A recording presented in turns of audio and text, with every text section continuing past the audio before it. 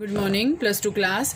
बेटा यूनिट 5 जो है आपकी कंप्लीट हो चुकी थी, मतलब यूनिट 5 तक आपका सिलेबस कंप्लीट हो चुका था, उस तक आपका जो है कंटिन्यू है। यूनिट 6 आपकी जो है वो कंप्लीट आपके सिलेबस में से डिलीट हो चुकी है। तो बेटा आज जो है हम यूनिट 7 को स्टार्ट करने जा रहे हैं और यूनिट 7 आपके पास क्या है, पी ब्लॉक एलिमेंट्स। अब देखो बेटा, आप ये चीज़ें ना जो आपकी प्रोडक्ट टेबल है वो हम 10th क्लास से इसको स्टडी करने लग जाते हैं। अब आपके पास सबसे पहले पॉइंट क्या आएंगे, बहुत अच्छी यूनिट है और स्कोरिंग यूनिट है बेटा। मैं बार बार आपसे यही कह रही हूँ कि जो सिलेबस आपका रिमेनिंग है अब आप उसमें फोर्स ये दें कि हाँ भाई कंसंट्रेट करें कि अब आपका उसी में से जो है पैटर्न एग्ज़ाम का एज इट इज़ रहेगा। पैटर्न एग्ज़ाम का चेंज नहीं हुआ है, तो जो रिमेनिंग टॉपिक्स हैं उस पर आपको जोर लगाना पड़ेगा, अच्छे से आपको पढ़ना पड़ेगा। तो पी ब्लॉक एलिमेंट्स को बेटा हम स्टडी कर रहे हैं। तो पी ब्लॉक एलिमेंट्स, सबसे पहले आपके पास पी ब्लॉक एलिमेंट्स होते कौन कौन से हैं, the elements in which the last electron enter into P sub shell. आपको पता है ना कौन कौन सी 4 सब शेल होती हैं, S, P, D and F. कि पी सब शेल के अंदर लास्ट इलेक्ट्रॉन अगर जा रहा है तो उसको हम क्या बोलेंगे, पी ब्लॉक एलिमेंट्स। क्या बोलेंगे हम उसको, पी ब्लॉक एलिमेंट्स बोलेंगे।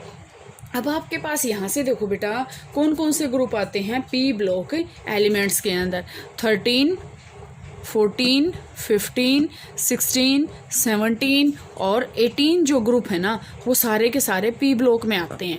अब देखो 13, 14 तो पहले भी नहीं था आपके में, क्योंकि ये 11th क्लास में हो चुका होता है। 15 रिसेंटली जो है सीबीएसई ने कट ऑफ किया था, अभी एक बार उसको जो है कंफर्म करेंगे, उसके बाद अगर है तो वो फिर मैं बाद में करवा दूंगी। हम जो आज स्टडी करेंगे वो हम करेंगे 16 ग्रुप से, क्योंकि 3 ही ग्रुप थे पिछली बार भी बेटा। 15 ग्रुप जो नाइट्रोजन फैमिली है वो पिछली बार ही आपके सिलेबस में से कट ऑफ हो चुका था, वो उसको 11th में ऐड कर दिया था, प्लस 2 में से उसको कट ऑफ कर दिया था। तो हम क्या करते हैं, नाइट्रोजन फैमिली को यहाँ पे स्किप कर रहे हैं। एक बार कन्फर्म होने के बाद अगर है तो ये तीनों होने के बाद मैं कन्फर्म कर लूँगी, ये तीनों होने के बाद 15 को फिर करवा देंगे, आइडिया तब तक आपको आ जाएगा। तो सबसे पहले बेटा पी ब्लॉक एलिमेंट्स होते कौन कौन से हैं। इसमें आपके पास जो ग्रुप्स हैं ये तो मैंने आपको बता दिया, ये ग्रुप्स हैं। और आपके पास क्या होते हैं, आपको जैसे मैं पीरियोडिक टेबल करवाऊँ, यहाँ एस ब्लॉक, ठीक है, इसके बाद यहाँ बीच में ग्रुप ये आपके पास 1 to 2 होता है, और यहाँ पे आपके पास डी ब्लॉक होता है 3 to 12, और यहाँ पे आपके पास पी ब्लॉक होता है। पी ब्लॉक में आपके पास क्या होते हैं, 13 to 18, और यहाँ पे नीचे होता है आपके पास एफ ब्लॉक। मैं पीरियोडिक टेबल बता रही हूँ आपको, ये यहाँ पे ये ऐसे आते हैं, ये एस ब्लॉक है, ये डी ब्लॉक है, ये पी ब्लॉक है, और यहाँ पे ये एफ ब्लॉक है। एफ ब्लॉक में आपके पास क्या आते हैं, लेंथेनॉइड्स और एक्टेनॉइड्स, लेंथेनॉइड्स एंड एक्टिनॉइड्स। ये हम डी ब्लॉक एफ ब्लॉक या जो डी एंड एफ ब्लॉक है उसमें हम पढ़ेंगे, नेक्स्ट चैप्टर ही है, तो उसमें हम आपके पास यहाँ से ये डिस्कस करेंगे। तो पी ब्लॉक एलिमेंट को बेटा आज हम स्टडी कर रहे हैं। तो नाइट्रोजन फैमिली को मैं फिर कह रही हूँ स्किप कर रहे हैं। तो हम 16 ग्रुप से हम जो है यहाँ से स्टार्ट करेंगे। 16 ग्रुप आपके पास आता है बेटा ऑक्सीजन फैमिली। क्या आता है, ऑक्सीजन फैमिली। और प्लीज़ आपके देखो पीरियोडिक भी चले हुए हैं, और पीरियोडिक के बीच में ये मैंने यूनिट भी स्टार्ट करवा दी, ज़्यादा नहीं करवाऊंगी, साथ साथ थोड़ा थोड़ा करेंगे। और अब सिलेबस को थोड़ा सा करने की कोशिश करें बेटा, जो भी आपका सोर्स है उसमें आप प्लीज़ उसको अच्छे से करें, ठीक है। और जैसे देखो ग्रुप 16 एलिमेंट हम स्टडी कर रहे हैं, यहाँ से अगर हम स्टडी करते हैं तो ग्रुप 16 जो है मैंने अभी बताया आपको ऑक्सीजन फैमिली होती है, ठीक है। ऑक्सीजन फैमिली में देखो यहाँ से आपके पास इस ग्रुप के अंदर 16 ग्रुप को अगर हम स्टडी करेंगे, मैं स्टार्टिंग से यहाँ से कर रही हूँ, मैंने यहाँ से कर दिया 16 ग्रुप। 16 ग्रुप में आपके पास क्या है, ऑक्सीजन फैमिली। आप ऐसे ही अपने नोट्स बनाएंगे, ऑक्सीजन फैमिली, ठीक है। ऑक्सीजन फैमिली में देखो सबसे पहला जो एलिमेंट इसके अंदर होता है ऑक्सीजन फैमिली में वो होता है आपके पास ऑक्सीजन, सल्फर, ठीक है, सेलेनियम, टेलूरियम, टेलूरियम के बाद आपके पास होता है पोलोनियम, ठीक है। Oxygen, sulphur, selenium, tellurium, polonium, ये आपके पास जो हैं 5 एलिमेंट्स हैं जो हम ऑक्सीजन फैमिली के अंदर इसको स्टडी करेंगे, ठीक है। अब ध्यान से देखें कि इसके जो ये 4 मेंबर है ना, ऑक्सीजन, सल्फर, सेलेनियम और टेलुरियम, इन एलिमेंट्स को हम बोलते हैं चाल्कोजेंस। ध्यान से देखना, ये आपके पास MCQs के क्वेश्चंस बनेंगे।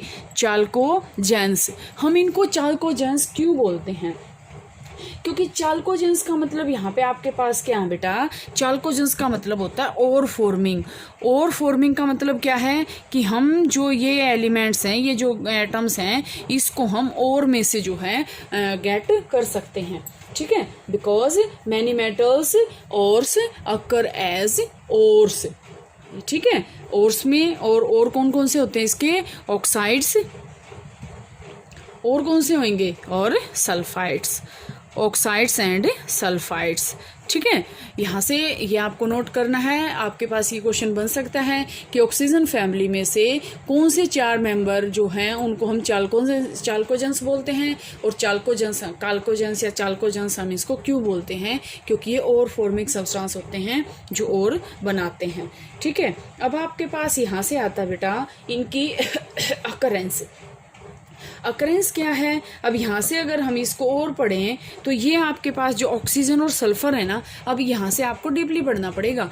ऑक्सीजन और सल्फर तो आपके पास यहाँ से क्या है, नॉन मेटल हैं। ठीक है, नॉन मेटल हैं, लेकिन जो पोलोनियम है ना, पोलोनियम यहाँ पे आपके पास क्या है, मोस्ट मेटेलिक। अब ऑक्सीडेशन स्टेट आएंगे आगे तो उसमें आपके पास यहाँ से ये काम आएंगे। ये आपके पास क्या है, ऑक्सीजन सल्फर नॉन मेटल हैं, लेकिन पोलोनियम आपके पास क्या है, मोस्ट मेटेलिक कंपाउंड्स हैं। और यहाँ से सेलेनियम और टेलुरियम आपके पास क्या है कि इनके अंदर, सेलेनियम और टेलुरियम के अंदर भी मेटेलिक प्रॉपर्टी जो है यहाँ से स्टार्ट होने लग जाती हैं, और पोलोनियम जो है मोस्ट मेटेलिक यहाँ पे आपके पास कंपाउंड जो है वो है। इसके बाद अगर हम इसमें स्टडी करते हैं अकरेंस। अकरेंस का मतलब क्या है कि ये किस फॉर्म में पाए जाते हैं। जो ऑक्सीजन फैमिली है इसके जो कंपाउंड्स हैं वो किस फॉर्म में पाए जाते हैं, तो ये आपके पास जो है बेटा डाई, जैसे हम ऑक्सीजन की बात करते हैं तो डाई ऑक्सीजन की फॉर्म में पाई जाती है। ठीक है, और ये आपके पास क्या करती है, हम मेनली ऑक्सीजन को ही पढ़ेंगे। ऑक्सीजन को ही अगर हम पढ़ेंगे तो यहाँ से आपके पास क्या है कि ऑक्सीजन जो है ना 46.6% बाय मास अर्थ का क्रस्ट है। ये अर्थ की क्रस्ट में 46.6% बाई मास ये जो है पाया जाता है। इसके बाद हम क्या करेंगे, सल्फर को स्टडी करेंगे। सल्फर जो है 16th मोस्ट अबंडेंट एलिमेंट है जो अर्थ क्रस्ट में पाया जाता है। और ये किस फॉर्म में पाया जाता है, ये आपके पास बेटा एक तो सल्फेट के फॉर्म में पाया जाता है, जैसे जिप्सम, एप्सम साल्ट में आपके पास जिप्सम। ठीक है, यहाँ से सल्फाइड में ये आपके पास क्या है कि जिंक सल्फाइड आ गया, जिंक। ठीक है, ZnS, यहाँ से ये जो है इस फॉर्म में पाए जाते हैं। जो अकरेंस इसमें देखो ध्यान से, इसमें इतना कोई ये नहीं है कि हाँ इतना कंफ्यूज होगी कि किस फॉर्म में किस फॉर्म में है। ये सिर्फ आप एक इसको थोड़ा सा स्टडी कर लेना। इसके बाद आपके पास आते हैं इसके यूजेस। अब देखो यूजेस, अब ऑक्सीजन के यूज बताने की किसी को जरूरत नहीं है, सबको पता ऑक्सीजन किस फॉर्म में है। ये आपकी जो पता भी है, एसेंशियल है हमारी एग्जिस्टेंस ऑफ लाइफ के लिए। ऑक्सीजन जो है बहुत ही यूजफुल है। इसके बाद अगर हम पढ़ें ऑक्सीजन आपके पास क्या है, और सारे के सारे आपको पता है कि ऑक्सीजन का हम कहाँ कहाँ यूज़ करते हैं। तो ऑक्सीजन तो बेटा एग्जिस्टेंस के लिए ज़रूरी है। सल्फर आपके पास क्या है, सर्टेन प्रोटीन्स, कुछ एक प्रोटीन्स का जो है असेंशियल पार्ट होता है। सल्फर जो है असेंशियल पार्ट है किसका, प्रोटीन्स का। ठीक है, असेंशियल पार्ट किसका है, प्रोटीन्स का। ठीक है, अब इसमें अगर हम पढ़ें तो ये जो मेनली प्रोटीन्स का जो है यहाँ पे हम इसको करते हैं। इसके बाद जो मेन में आता है, इसमें आपका पास आता है सेलेनियम। सेलेनियम आपके पास क्या होता है बेटा, सेलेनियम आपके पास यूज होता है इसमें ग्लास को डीकलराइज करने के लिए। जो कलर्ड ग्लास होते हैं उसको डीकलराइज करने के लिए हम क्या करते हैं, इसमें सेलेनियम का यूज करते हैं। इसके बाद बेटा फिजिकल प्रॉपर्टीज आएंगी ग्रुप 16 की, और यहाँ से हम टेलुरियम का अगर और पढ़ें तो टेलुरियम आपके पास यूज़ कहाँ होता है, माइक्रो अलॉयज बनाने में। अलॉयज बनाने में जो होते हैं उसमें हम टेलुरियम का यूज़ करते हैं। तो बेटा यहाँ तक आप इसको स्टडी कर लेना, ज़्यादा नहीं करवाऊंगी क्योंकि आपके जो है पीरियड भी चले हुए हैं, तो उसको ध्यान में रखते हुए यहाँ तक आप कर लेना। फिजिकल प्रॉपर्टीज आगे इसकी स्टडी करेंगे, वो कल करेंगे।